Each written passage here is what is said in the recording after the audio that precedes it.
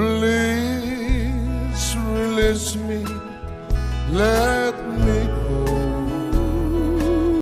Greetings from Castle Goring from Mickey, Aurora, and from me. Well, news from on high.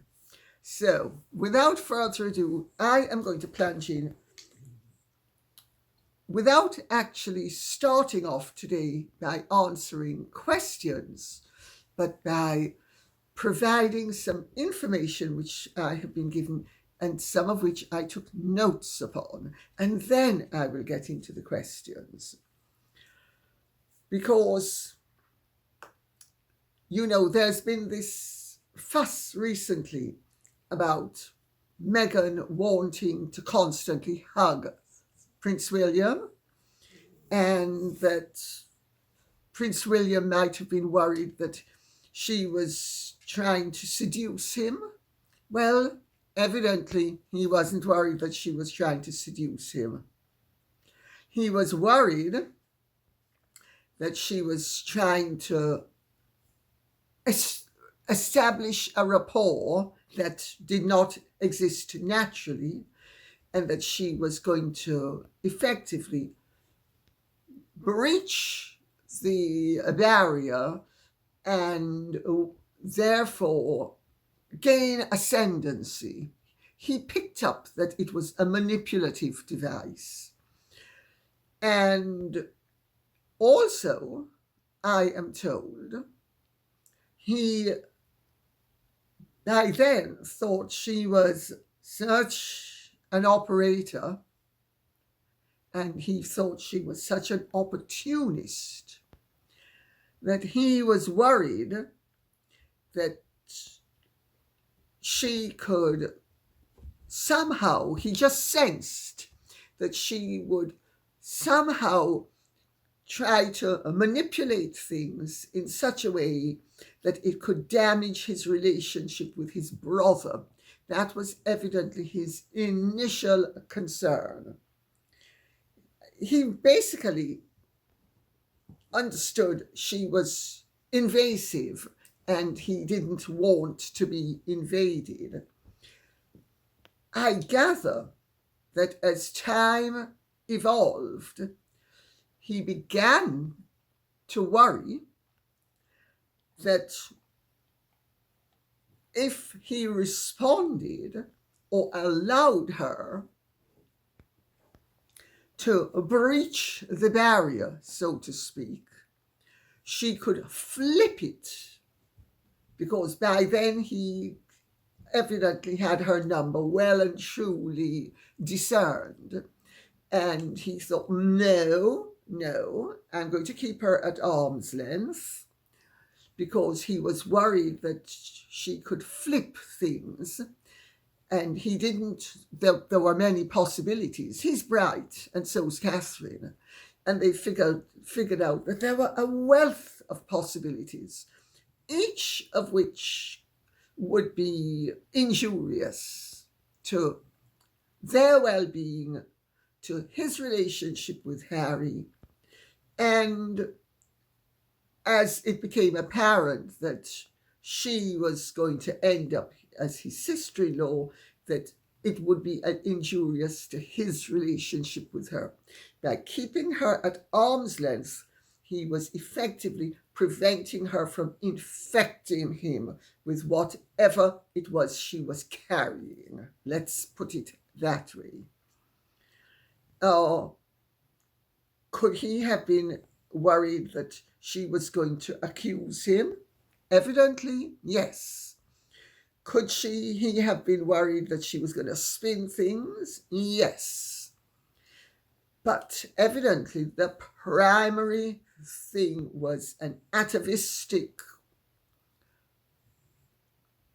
degree of caution that he just sensed. No, this woman is trying to effectively, well, it's like the wolf in a chicken coop. That's a wolf that's trying to jump into the chicken coop. Now, the bongo drums are also telling me that things were dire, and I need to read out these because I made notes, that things were dire between Megsy Baby and H. One tail left eye. That Megsy Baby feared H might leave her. That's how bad things were.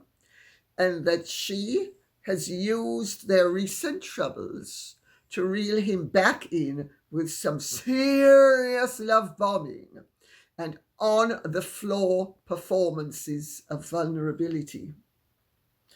Now, I'm told that I made notes that this is how that on the floor thing goes, because she's done it with other men. Oh dear, oh dear. Her tactics have been revealed. One tear left eye. Those on the floor performances are evidently something of a Meganian specialty. And if the recent ones follow the patterns of older ones, what starts out as the man comforting her on the floor after a scene that is one part recrimination and two parts pity fests ends up with the male hero providing her with a very biblical and penetrating form of comfort. So it starts out that, oh, no, Megsy Baby, I didn't really mean it, and oh no, and oh, you're so upset, and oh yes, those are terrible people, and yes, and oh, Megsy Baby. And then he comforts her with his arms. She folds into them. One thing leads to another. And the next thing you know, it's Roger's on the floor. Anyway, amazing. This is evidently a technique that Megsy Baby has perfected. I wonder if H has figured that out yet. And it has always been a precursor to the man in question being reeled back in big time. It's evidently one of her stocks in trade that she uses at a crisis point to sort of press the man's buttons and get him being all sorts of protective, and the big man comes to the sweet, vulnerable little girl's rescue in much the same way that, according to Megsy Baby, after Birkenhead, when Archie did that deep dive between her knees, she actually took to the floor because the press were being mean to her, except they weren't. She was simply worried that they would be. Anyway, let me stop interjecting. This evidently has always been a precursor to the man in question being reeled back in big time. Harry and Meghan's relationship is evidently very volatile, very up and down. Well, I've said that many times before, so that's not news. But ironically, the Hollywood Reporter, the failure of Polo, for which they both had high hopes, so they're both equally delusional, the Vanity Fair article, the disastrous launch of With Love, Meghan. We're all family, and you know I love nobody more than my family. So much that I actually annihilate them. But then I'm a devourer. Predators eat. Sorry.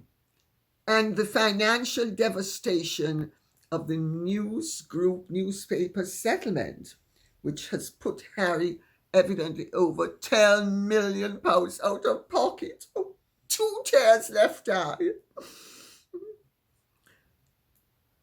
Oh, also, the fact that Radar Radar Online, it says, so it must, think it's a news thing, has quoted a senior court using that must be using my name, about the children's entitlement to being in the line of succession.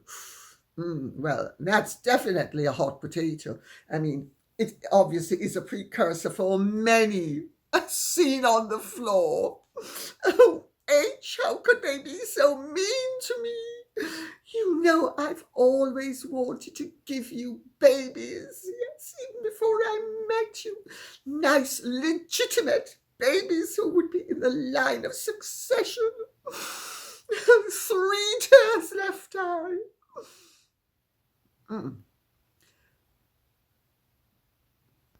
These have all had the effect of unifying them against the common enemy. This is evidently how she works it. After everything and all the volatility and all the screaming and shouting and all, but I'll get to that in a minute. Against unifying them against the common enemy, which is pretty much everyone and everything that doesn't worship at their altar. That's pretty much everyone and everything at the moment. She was pinning her hopes on with Love, Meghan being a huge success. And which evidently is not very likely, although I gather it's not as bad as some people hoped or feared. And they both realize this is possibly their last chance to make a go, not only of their careers, but also of their marriage. 4 tears left I. There is no way she was ever going to give up a platform such as Invictus. But she's been suffering from narcissistic collapse, poor baby girl. Seeing her literally on the floor has brought out Harry's protective instincts yet again. But I'm told this is how the ploy works. Meghan hurls recrimination at the man, and since this came from one of the other men, we won't say Harry, basically telling him it's all his fault, and if he was more of a man, she wouldn't be suffering the way she is. She wavers between being the poor and delicate flower who needs the man's protection and the all-powerful woman, a true Boadicea, who is so strong and capable that she can smash anyone and anything in her path, including the Roman army. Meghan's also been overheard expressing supreme contempt for Harry. When she's not telling him what a genius he is, how safe she feels under his wing. She's telling him he's useless, doesn't protect her, lets her down at every turn. She's sick of the burden of carrying him and their family, that if it wasn't for her, they wouldn't have the lifestyle that they do. And evidently she told him that once too often, because he spun around and said to her that the one thing he never wanted was that lifestyle, and that she's ruined his life. Oh, Mexi baby. Can you imagine giving even a Dumbo like Harry such an opening, and he took it? He's been overheard telling her that he can't stand her anymore, that she's ruined his life, that he's made him look like a fool, that he regrets ever having met her. Oh, 5 tears left I. And if it wasn't for the children, he'd have been out of there long ago. Oh dear, how that must have hurt. Well, she doesn't really have feelings, but she does have ego. I'm being told both avidly follow social media and also read everything in the press that's written about them. So they know everything that's going on, evidently. And an ever-growing source of conflict between them is how the media have turned on them. He wavers between her take that she's being victimized and his ever-growing awareness that she's as terrible as Trump thinks she is. 6 tires left eye. At first, she kept her hyper-aggressiveness away from him, especially before the marriage, something her father actually has attested to. Because her father has told me, and I think has told other people as well, that before the marriage, she would be hectoring and lecturing him and tough as old boots, and Harry would walk into the room and all of a sudden, oh dear, oh daddy, I just love my daddy, he was so wonderful. And as soon as Harry was out of the room, you've got to blah, blah, blah, blah, blah.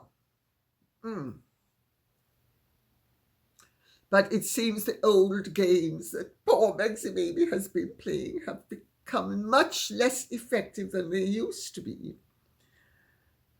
That Harry's thoroughly miserable, realizes he's burnt all his bridges and allowed her to make a fine fool of him, knows he can't escape without humiliating himself, is too proud to allow that, and is once more clinging on to driftwood, even though he knows on some level that he's going to sink unless he swims in the very direction he's too proud to head in, which is back into the bosom of his family.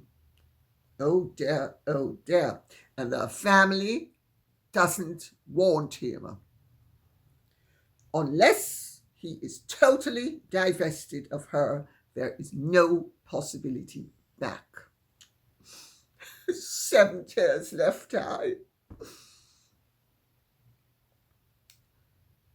Diana McKinnon says, "Good day, Lady C. I think Prince William had a talk with Trump and asked him to keep has no balls and Meghalaya away from his family." Well, Diana McKinnon, that's not quite how it works. William doesn't pick up the phone to Trump, or when they meet, William doesn't say to Trump, or Charles doesn't say to Trump, oh. These things are dealt with through the principals of functionaries. The principals being whether it's the King or the Prince of Wales or Trump. It's their principals who and sometimes the principals know their principal so well and they know the principles under which the principal functions, that the principal doesn't even need to say it. The apparatchik says it instead. So that's how that's done. But is Trump aware of the fact that nobody in the British royal family wants Harry back here unless he is fully divorced and divested of Meghan? Oh, you can bet your bottom dollar Trump knows that. Everybody in certain circles has known that for some time. And remember, Trump has many really good links into the British royal family and the British establishment. I don't think I need to belabor the point. Rhonda Fun says, it's really repulsive that she is still hanging on him like a teenager. Yes, oh, head on shoulder. Oh, we're so in love. I so love him so much. I just can't resist having my head on his protective, big, masculine, alpha male, although he's really a beta male, shoulder. Oh, yes, I can't resist it. Well, that kills many birds with one stone. The first bird that Meghan hopes it will have killed is the speculation that the marriage is very rocky and that they could be heading towards a divorce. Well, they're definitely heading towards rocky shores, let's put it that way. The next thing that I should say, so let's use mechanisms. The next box that I tick is that, oh, well, do you remember when Catherine and William published the photographs of the family together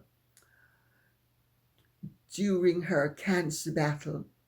Amazing how Megsy baby hasn't got cancer yet. Poor thing. Oh. 8 tears left eye. Do you remember that photograph? There's a photograph of Catherine with her head on William's shoulder.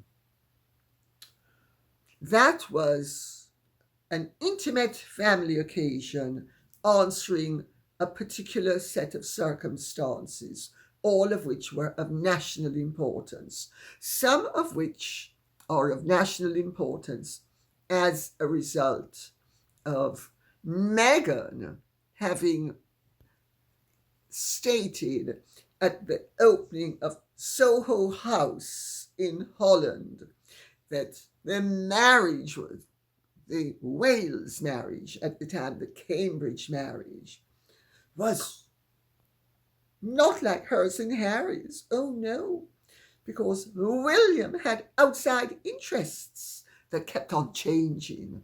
One minute it was a rose bush, the next it was the rose bush's husband. Oh dear, oh dear. How does that work? Well, I think we know how that works. It's called phantasmagoria. Well, so she's killing several birds with one stone. She's showing that she and Harry are as happy, if not happier, than William and Catherine. And that they didn't need to pose for a photograph because they just do it naturally. They show in public, in front of everybody, how much she loves him. And he just sat there like something frozen, looking thoroughly miserable. Oh, Megsy baby, is that the effect you have upon men? Oh dear, oh dear. I don't know how many more reconciliations you're going to be able to pull off, even on the floor. Tears and BJs says. Oh, and Tears and BJs, I gather that BJs are at present the answer to many a problem. No tears. The tears came before. Now they're the BJs. I'm speculating, but for Invictus, wouldn't they both want to maintain as warm and cordial a relationship as possible? Very much a best foot forward kind of thing. After her I'm not supposed to speak speech, Harry gave her a kiss at the speed of light. I've seen a boy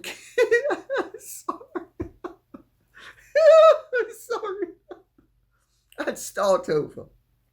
I've seen a boy kiss his aunt for longer than that, even an aunt he didn't like. It's only after Invictus that the real state of their relationship will show itself.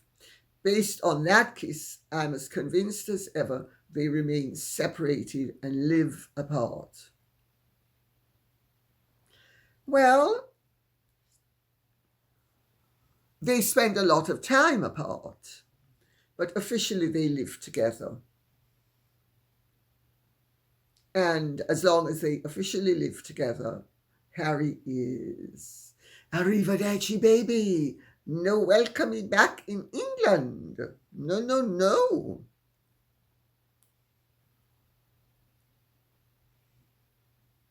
But also, you see, Meghan needed that platform. Meghan needs to give the William Morris Endeavour Netflix message that she and Harry are happy, that theirs is a solid union, that there is more good stuff to come from their production team. It's marketing. Remember, Netflix drops in a few weeks. I think it's the 4th of March. They're both pinning their hopes on this being a mega success because nothing else has been. Not since his book Spare made him, but not Penguin Random House, a lot of money, and not since their Netflix show made both of them a lot of money. But that's not a bottomless pit.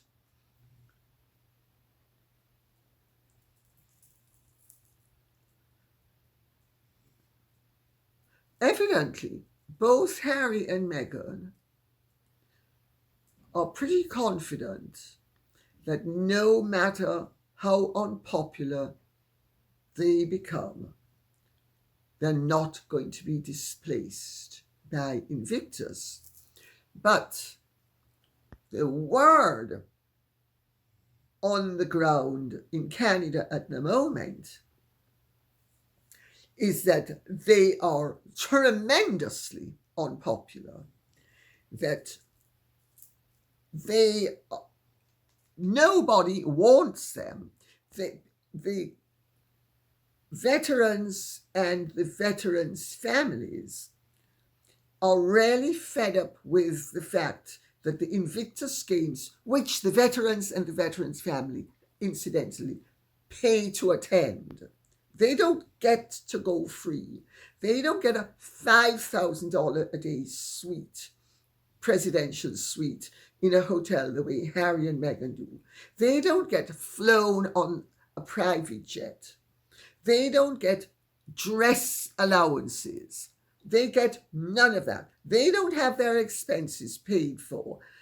Harry and Meghan are on a freebie, and they are evidently on the ground. There's lots of talk. Don't take my word for it. Read any publication. And in fact, if you're Canadian, you will know that the games have been getting little or no attention in Canada. But we'll get to that in a moment. Quantum Entanglement says, Dear Lady C, I can't believe what I just witnessed. While Harry was attempting to dance with a wheelchair-bound athlete, the Viper grabbed the back of the chair and pulled the woman backwards towards her, preventing the woman the use of her own wheelchair. What the devil was that about? Any thoughts? God bless. How dare anybody else be the center of attention? That's what that was about. The woman can't help herself.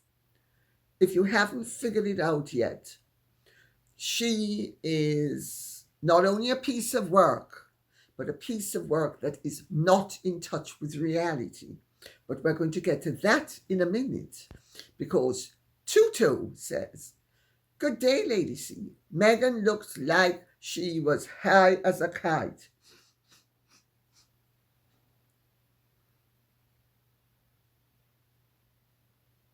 I hope her nasal drip is better than mine at the moment. Her love-bombing campaign, raining googly eyes and barracuda smiles upon age, made me think that her intoxication and reawakened love for age was due to his power and prominence in that role, one of the few where he's the top dog.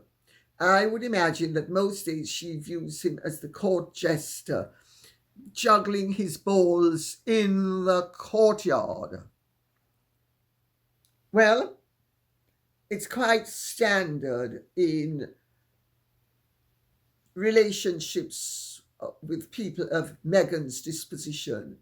There's adoration, denigration, discard. That, oh gosh, actually, I need that fish again. Really macking. But I tell you, you speak about Meghan looking high as a kite.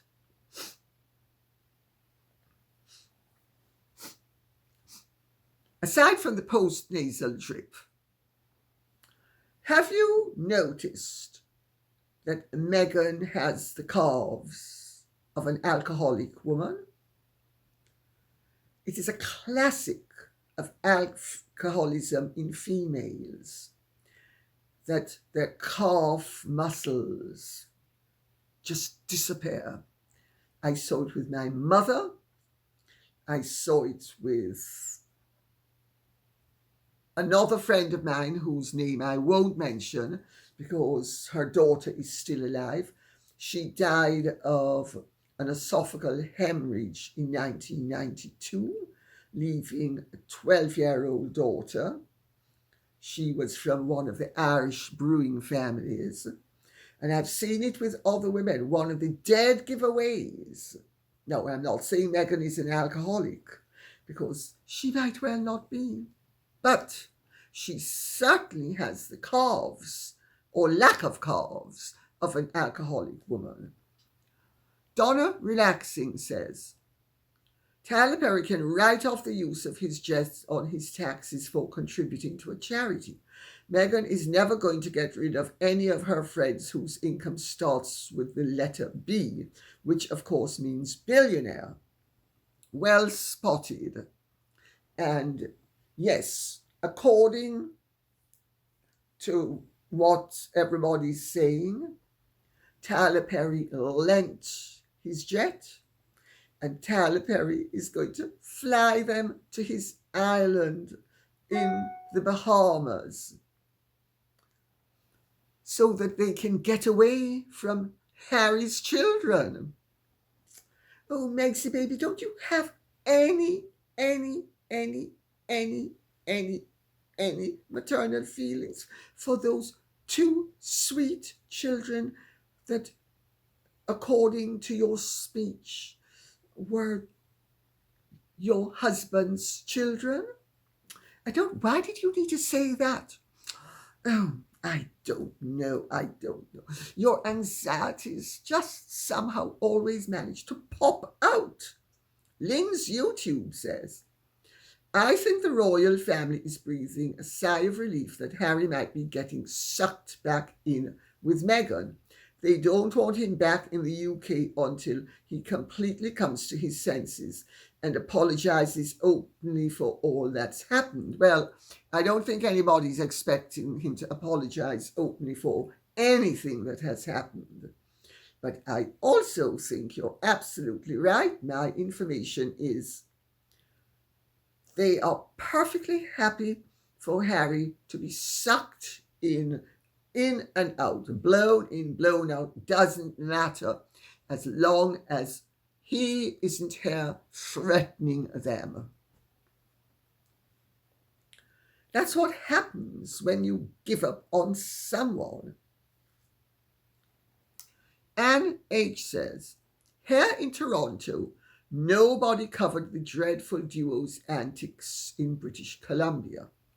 I will check again later on, but regardless, when I opened your always informative video just now, I was truly ill when you mentioned this slimy viper talking at Invictus. Save me, Lord, not again.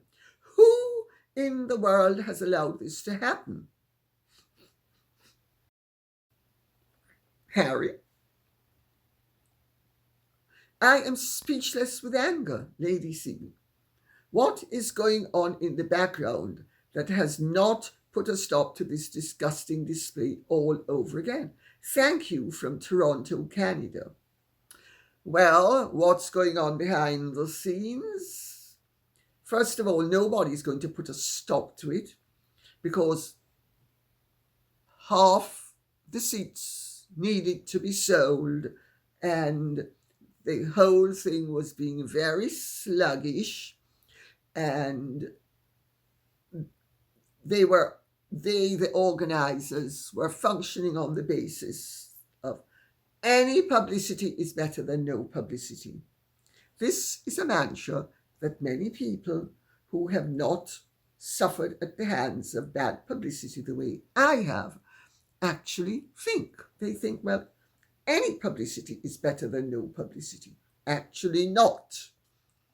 Because Harry and Meghan's presence is not the draw that it should be.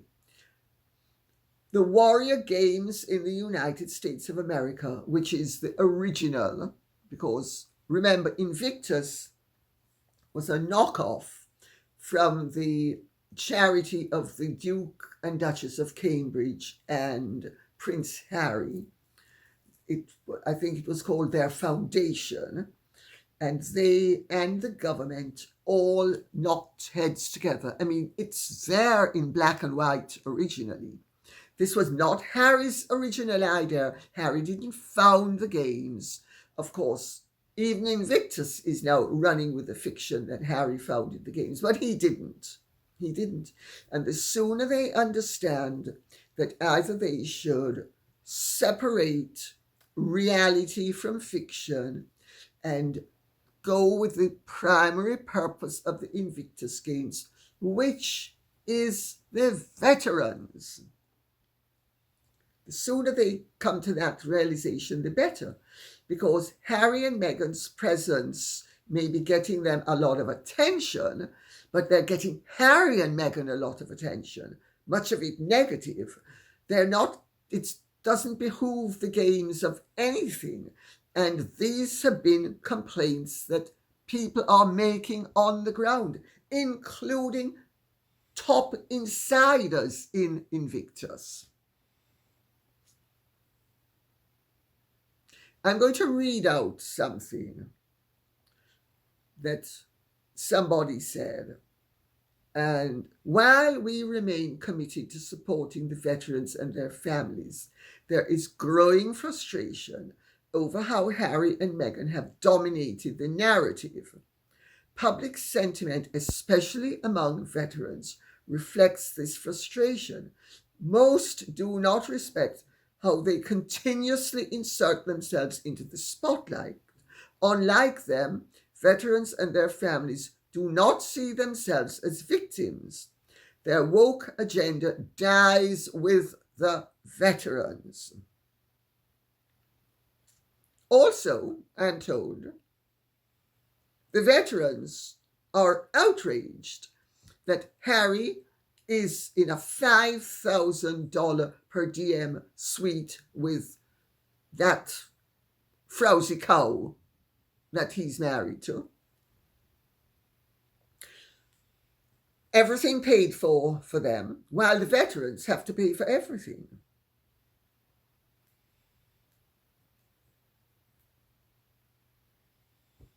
I think I can rest there. I think we most likely are on the same page with all of this. Let's wait and see what happens, because Harry and Meghan are at a crossroads in more ways than one. And I leave you with that thought. And to those of you who are impatient, when the car stalls or it's running out of petrol, sometimes it takes a long time to cross the crossroads. Okay, so let's not be too impatient. In the meantime, let's enjoy the spectacle for what it is, because we may as well enjoy it, because Harry and Meghan are certainly enjoying the attention, and we would be very churlish to deprive them of the ability to enjoy the attention that they so assiduously set about achieving. And on that note, I'll say thank you very much for listening. I hope this has been of some interest to you. If it has, please keep the questions and comments coming in so I will know what you would like us to be speaking about. Thank you so much. Take good care and Godspeed. And if you have truly enjoyed this, would you care to like, share, subscribe, press the notification bell, and take good care. Bye-bye.